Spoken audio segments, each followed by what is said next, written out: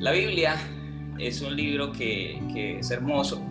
Ustedes saben, y los que me conocen en la iglesia ya saben que yo tengo mucho cariño, mucho amor a la palabra, pero siempre lo he dicho, es muy compleja. Eso de que la Biblia es clara es más bien como una mala frase, que tiene una buena intención, pero que no es como del todo verdad. La Biblia no es tan clara muchas veces, la Biblia tiene ciertas dificultades para tratar de entenderlo.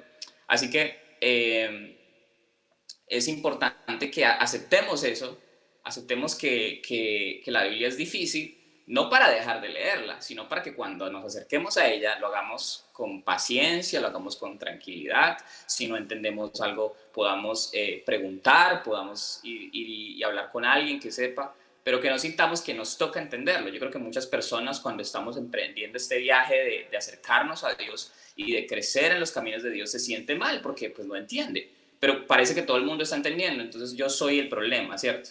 Yo soy el que está como atrasadito, yo soy el que no está como agarrando la idea, pero realmente no, la Biblia es difícil de entender muchas veces, la Biblia a veces es compleja, es rara, dice cosas que yo no sé qué está queriendo decir, eso es normal y tenemos que aceptar que es normal y por eso yo estoy aquí diciéndole a usted hoy, enseñando que la Biblia no es clara, es difícil a veces y eso es bueno, porque nos ayuda como cristianos a apoyarnos, a enseñarnos, a entender que debemos seguir aprendiendo y que es un proceso y que no se trata de aprenderla en un 2x3, que no se trata de saberla de memoria porque sí, se trata de ir de a poquito y entendiendo qué es lo que Dios está diciendo a través de estos textos.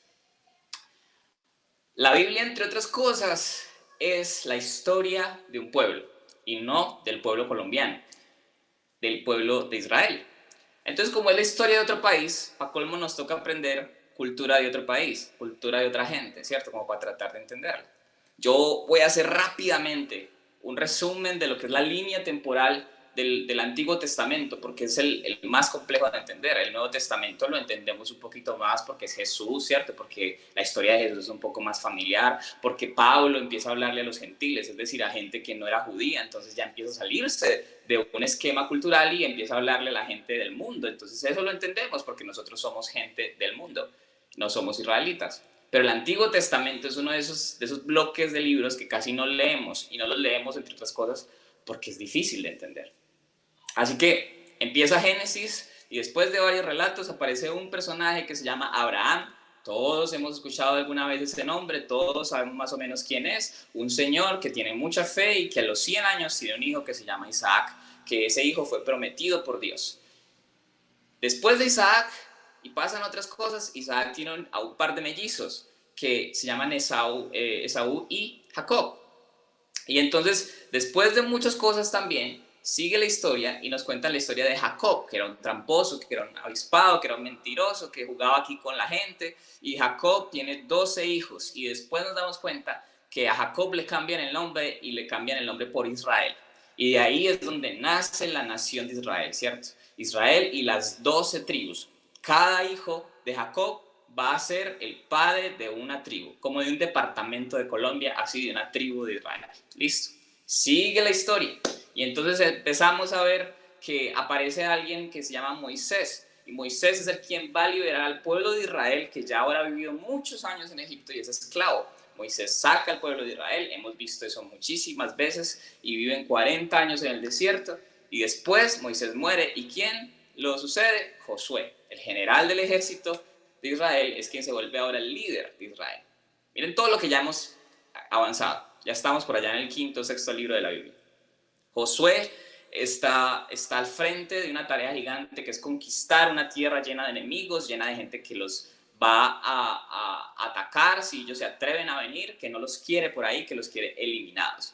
Josué con su ejército conquista la tierra prometida, esa tierra que hace muchísimos siglos antes se le había sido prometida a Abraham. Ahora ya el pueblo de Israel tiene su propia tierra y empieza la división y le dicen, bueno, usted se va para allá con su tribu, este pedazo de tierra le toca a usted y a su tribu, y así se establece la nación de Israel. Después de eso viene un periodo súper caótico que es el que conocemos como los jueces, que son diferentes líderes que se levantan y que liberan al pueblo de alguien que los oprime. Y es un ciclo que todos alguna vez hemos estudiado de pronto, donde aparecen personajes como Sansón, el que tenía el pelo largo y era muy fuerte, o Gedeón, que era un joven que no creía en él mismo, pero que el Señor usa a 300 personas para liberar al pueblo de Israel de un ejército madianita gigantesco. Luego de eso, después de muchas historias, aparecen los reyes. El primer rey se llama Saúl, después aparece David, que conocemos mucho acerca de David, sobre todo porque nos gusta la historia de David y Goliat. David se vuelve rey de Israel y a él es al que le promete Dios que su familia siempre va a ser rey. Cada hijo va a ser rey, va a tener un trono. El que sucede a David es Salomón, el hombre más sabio del mundo, supremamente rico, lleno de esposas, y ese es su problema, que tiene tantas mujeres que sus mujeres se vuelven de otro país y lo llevan a adorar a dioses que no son el Dios de Israel. La idolatría se convierte en el pecado de Salomón. Y ya cuando Israel está en su punto más alto y glorioso, por el pecado de Salomón, por la desobediencia de Salomón, el reino se divide después de su muerte. Y de 12 tribus se dividen 2 reinos. Un reino que queda con 10 tribus y otro reino que queda con 2, ¿cierto? Lo que conocemos como la época de los reyes, y ahí es donde usted va a leer primera y segunda de reyes, un montón de reyes por todo lado, que de pronto si usted no entendía, ya sabe que unos son de una nación y otros son de otra nación. Todo esto se lo estoy diciendo y ahorita entenderemos por qué. Seguimos con la historia después de muchos reyes, después de muchas historias interesantes, de profetas que aparecen como Elías, como Eliseo, después de muchas cosas que pasan. El pueblo ha cometido tanto pecado que el Señor dice, no más, voy a dejar que los lleven en cautiverio, es decir, viene Babilonia y ataca a uno de los reinos, al reino del sur, y viene Asiria, que es otro imperio grandísimo, y ataca al reino del norte. Y toda la tierra prometida queda desolada, ya no hay israelitas ahí, por su pecado, ellos han sido llevados como esclavos otra vez a otras naciones. Ahí es donde vamos a estar, después de toda esta historia rápida que les conté. Esa es la historia del Antiguo Testamento, básicamente. Ahí es donde estamos, y yo quiero que me acompañe el libro de Esdras. Si usted no sabe dónde queda Esdras, Esdras queda por allá, después de Segunda de Crónicas. Queda por allá, antecitos de Nehemías. Y en ese libro vamos a aprender algo muy especial. Pero les doy el contexto porque es importante que sepamos qué está pasando para que podamos entonces aplicar lo que vamos a aprender hoy a nuestras vidas. Así que estamos en una época donde el pueblo de Israel ha sido arrancado de su tierra. El templo glorioso que Salomón construyó, destruido hasta sus ruinas. Las murallas, todo Jerusalén está destruido, desolado. Y han pasado 70 años. Y al final del libro de Crónicas, en el capítulo 36, versículo 22 y 23, dice así: justo cuando acaba todo esto, cuando lo malo pasó, empieza a decir el cronista: en el primer año del gobierno de Ciro, rey de Persia, este rey dio la siguiente orden a todos los habitantes de su reino: el Dios de los cielos, que es dueño de todo, me hizo rey de todas las naciones y me encargó que le construya un templo en la ciudad de Jerusalén. Por tanto, todos los que sean de Judá y quieran reconstruir el templo, tienen permiso para ir a Jerusalén, y que Dios les ayude. Y miren lo que termina diciendo: con esta orden se cumplió la promesa que Dios había hecho por medio del profeta Jeremías. O sea que cuando vaya y usted lea Jeremías, sepa que Jeremías habla antes de todo esto que estamos viendo. Y es muy importante que el cronista está escribiendo esto. Dice, esto que acaba de hacer Ciro es la promesa cumplida de Dios. Y quiero que tenga eso ahí en su memoria. Con esta orden se cumplió lo que Dios había prometido. Sí, el Señor permitió que nos atacaran, pero Dios prometió que 70 años después íbamos a volver. Y miren, aquí está pasando. 70 años después, Ciro, el hombre más poderoso de esa época, dice, vayan y construyan un templo a Jerusalén. Así que empieza el retorno del pueblo de Israel a la tierra que era suya. El libro de Primera y Segunda de Crónicas, el libro de Esdras y Nehemías, antes eran un solo libro, después se dividieron, pero todo es una narración.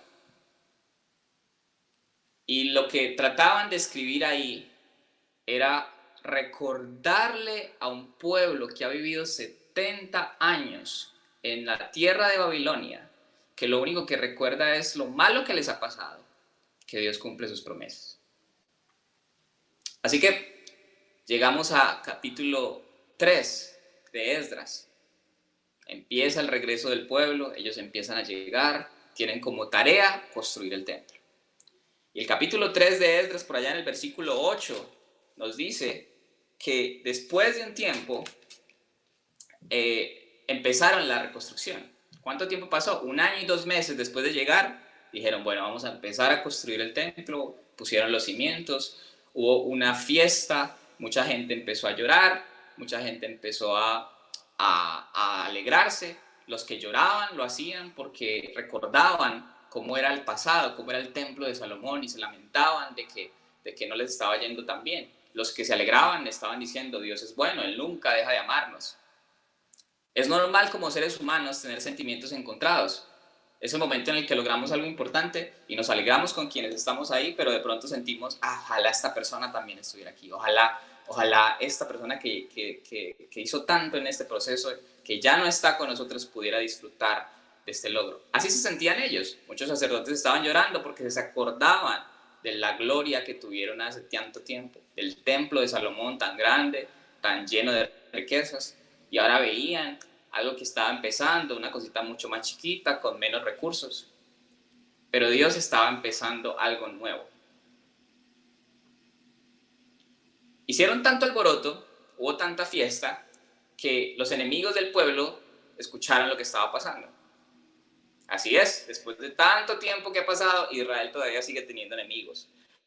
Porque es algo cierto en la vida de todos nosotros, que cuando Dios está haciendo algo nuevo con nosotros, se va a levantar una oposición. Piense nada más cuando usted de pronto dejó de beber tanto, cuando usted dejó de esas amistades que le hacían daño, cuando usted dejó de recurrir a esos lugares que lo único que hacían era causar desorden en su vida, cuando usted dejó esos hábitos, cuando usted dejó esas conversaciones, esos chistes. De pronto, ¿qué le dijeron? De pronto lo molestaron, de pronto quisieron hacerlo sentir mal por sus cambios, por esas decisiones que usted estaba tomando para cambiar su vida y empezar algo nuevo. Muchas veces la oposición no solamente es de nuestra familia, no solamente es de esos amigos que tenemos, sino que a veces somos nosotros mismos nuestra primera oposición, nuestro peor enemigo. Que cuando estamos empezando algo nuevo, eso dentro de nosotros, que el Nuevo Testamento llama la carne, nos empieza a jalar hacia atrás. Así, de la misma manera, Israel encontró oposición y la oposición logró detener la construcción por 14 años. No vamos a leer eso pasa en el capítulo 4, pero vamos a leer un versículo. Versículo 24 dice, así que la reconstrucción del templo de Dios quedó suspendida hasta el 2.º año del reinado de Darío. Es como que acabamos de empezar a construir y ya nos pararon. Y el versículo nos da un salto de tiempo. Nosotros no sabemos quién es Darío, no sabemos cuántos años ha pasado desde eso, pero si uno después va y lee en otro lado, dice, ok, han pasado 14 años, es decir, acabamos de llegar a Jerusalén, empezamos a construir el templo, llegan estas personas y nos dicen, ustedes no pueden construir este templo, ustedes quién los mandó a construir este templo, seguro ustedes quieren ser enemigos del rey, seguro ustedes quieren hacer algo malo, paren. Y 14 años pasaron. Pero ¿saben cuál fue la estrategia de estos enemigos? Y aquí quiero que me preste atención. El arma que estos enemigos utilizaron fue las memorias. Vaya conmigo, versículo 15 del capítulo 4. Esta es una carta que los enemigos de Israel le escriben al rey. Y dice, le pedimos a su majestad, busquen las memorias de sus antepasados y podrá comprobar que esta ciudad, que siempre ha sido rebelde y perjudicial para los reyes y provincias del reino. Los enemigos de Israel le dicen al rey, vaya y mire, allá en los registros que ustedes tienen en esa biblioteca, esa historia que siempre se escribía en esa época, miren que Jerusalén siempre ha sido rebelde. Si ustedes los dejan construir este templo, seguramente van a perder este terreno, van a perder esta región. Ellos se van a levantar tarde o temprano y van a hacerle daño al rey. Deténganlos. Qué poderosa es la memoria. Puede hacernos recordar buenos momentos, hacernos reír, puede usted estar ahí en su casa solo y empezar a recordar algo chistoso y usted se está riendo solo y parece que usted estuviera ahí viviendo ese momento. Pero también nos puede hacer sentir muy mal. La misma memoria puede llevarnos a lugares donde algo pasó y nos puede hacer vivir de nuevo las consecuencias de eso. En este caso, estamos hablando de memorias que nos detienen. Eso fue lo que los enemigos de Israel usaron. Una memoria, algo que pasó, una actitud de Jerusalén. Sí es cierto que Jerusalén había sido rebelde. Sí es cierto que Jerusalén había sido dañina en la época de los reyes. Y es por eso que fue destruida. No es una mentira, es verdad. Jerusalén ha sido eso. Pero no es esta misma Jerusalén. Están hablando del pasado. Pero este pasado es suficientemente poderoso para detener lo que estaba haciendo este pueblo. Para detener la construcción, no por unos meses, no por unos días, por 14 años se detuvo la construcción.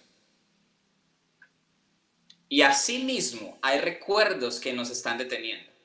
Usted sabe cuáles son, de pronto usted es el único que lo sepa. De pronto el enemigo o las personas a su alrededor o usted mismo ha sido quien ha usado el pasado y los malos recuerdos para detener lo que Dios está haciendo. Cuando imponemos comportamientos pasados a nuestro presente, cuando nos dicen que nunca vamos a cambiar, que con razón, yo siempre he dicho que usted es así, no me sorprende que usted sea eso, yo sabía, yo me acuerdo esa vez que usted lo hizo, yo me acuerdo, usted se le olvidó de pronto. Esa clase de actitudes nos frenan, nos detienen. Toda esa vergüenza, toda esa culpa, todo ese dolor nos frena por completo. Y la táctica le sirvió a los enemigos de Israel. La obra se detuvo. Ellos querían que no se siguiera construyendo el templo. Y detuvieron la obra 14 años usando una mala memoria. Así que, ¿qué nos está deteniendo? Muchas veces, como el pueblo de Israel, estamos empezando cosas nuevas en nuestra vida, una nueva etapa. Puede ser en el trabajo, puede ser una relación, puede ser una carrera, puede ser un momento especial en nuestra relación con algún familiar que nos habíamos reconciliado. Incluso nuestra relación con Dios, algo nuevo está empezando. Y lo que viene a atacarnos inmediatamente es el pasado. Muchas veces nos detiene, muchas veces el pasado nos señala y nos dice, acuérdese cómo era usted. Acuérdese lo que usted hizo. Acuérdese lo que le hicieron.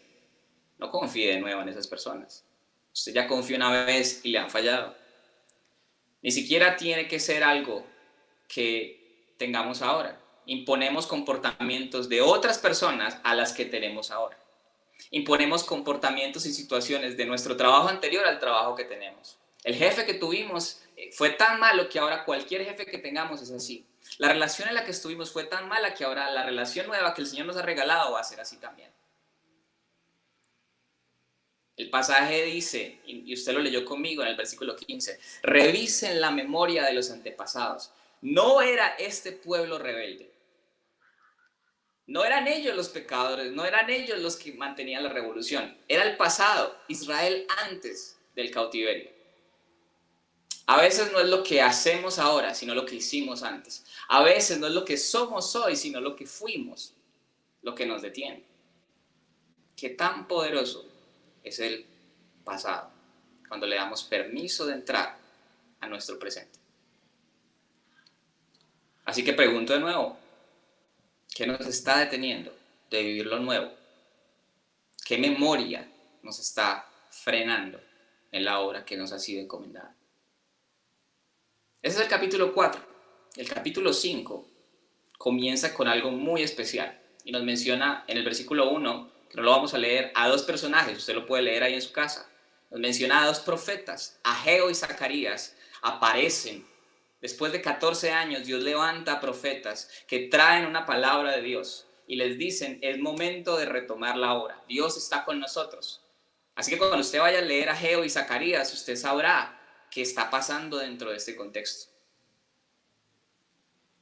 Y dice el versículo 2, Zorobabel y Josué respondieron y continuaron la reconstrucción del templo de Dios en Jerusalén. Los profetas de Dios estaban con ellos y los ayudaban. Esdras 5:2. No vamos a hablar ahorita de quién era Zorobabel y Josué. Eran personas muy importantes. Eran los líderes de esta nación, de esta nueva nación. Y ellos toman la palabra que Dios ha dado a través de sus profetas y empiezan la obra de nuevo.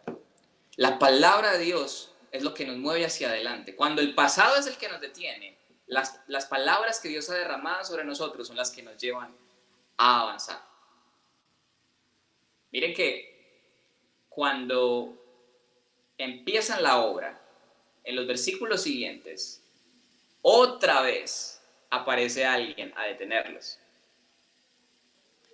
Si usted lee conmigo en el versículo 3, aparece alguien y les dice: ¿ustedes qué están haciendo? ¿Y a ustedes quién les dijo que retomaran la obra? Está pasando lo mismo.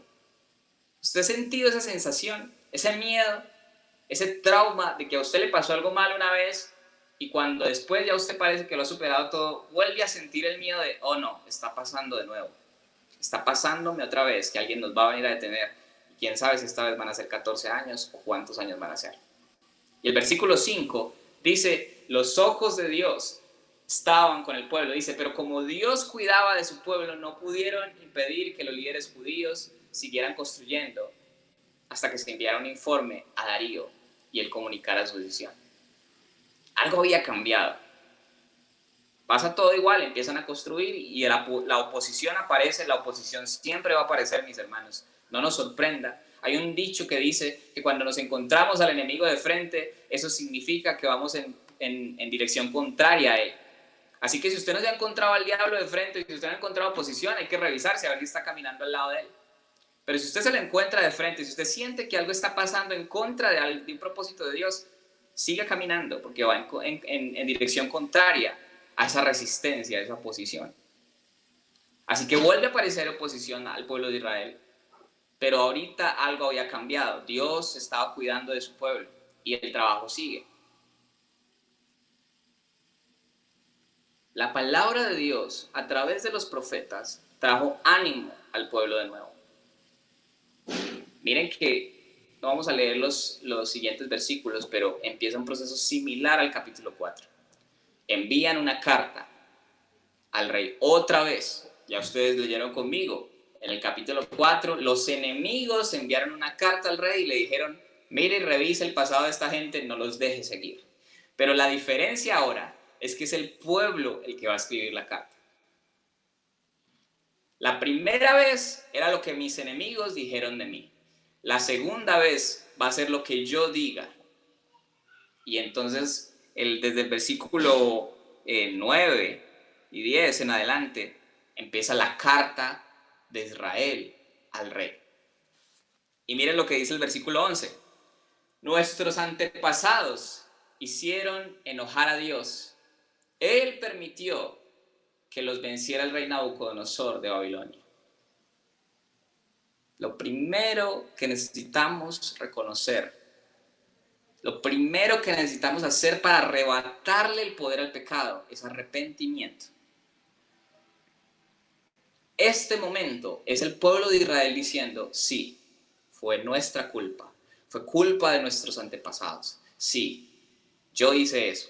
Sí, Josué hace 10 años hizo eso. Sí, eso fue lo que pasó. No fue culpa de Dios, fue culpa mía, y Él permitió que el castigo llegara. Él permitió que esta disciplina pasara. Él permitió que entonces yo empezara este proceso largo, porque yo hice esto. Porque yo hice enojar a Dios, porque yo me rebelé, porque yo desobedecí, porque yo hice daño. Es arrepentimiento. Y el arrepentimiento cambia todo. Porque si usted lee el versículo siguiente, estamos en el versículo 12, si usted lee el 13, dice: sin embargo, el rey Ciro de Babilonia, en el primer año de su reinado, emitió un decreto que ordenaba reconstruir el templo. Cuando nos arrepentimos, el pasado quita todo poder sobre nosotros. Ya no tiene poder sobre nosotros. Y lo que ahora tiene poder sobre nuestro futuro son las promesas de Dios. El pueblo decía: sí, nosotros nos equivocamos, pero el rey Ciro ordenó que se reconstruyera el templo. Y ya sabemos que el rey Ciro lo hizo porque Dios se lo ordenó. Y miren esto, a mí me encanta lo que viene. Me encanta lo que está a punto de pasar. Y yo le pido que me preste atención en este preciso momento. Porque ahora no son los enemigos de Israel los que le van a decir al rey: vaya y revise el pasado de ellos. Ahora son ellos mismos, Israel, el que le va a decir al rey: vaya y revise mi pasado. El versículo 17, no lo vamos a leer, dice: vaya rey, revise el archivo, vaya y mire lo que nos quitaron del templo, y mire que nos lo devolvieron. Eso es lo que dice el versículo 17. El versículo 17 aquí en la Biblia dice, búsquese en la casa de los tesoros del rey. Miren los archivos, miren que todo esto que les estamos diciendo es verdad. En el capítulo 6, versículo 1, vemos al rey Darío dando la orden de revisar las memorias.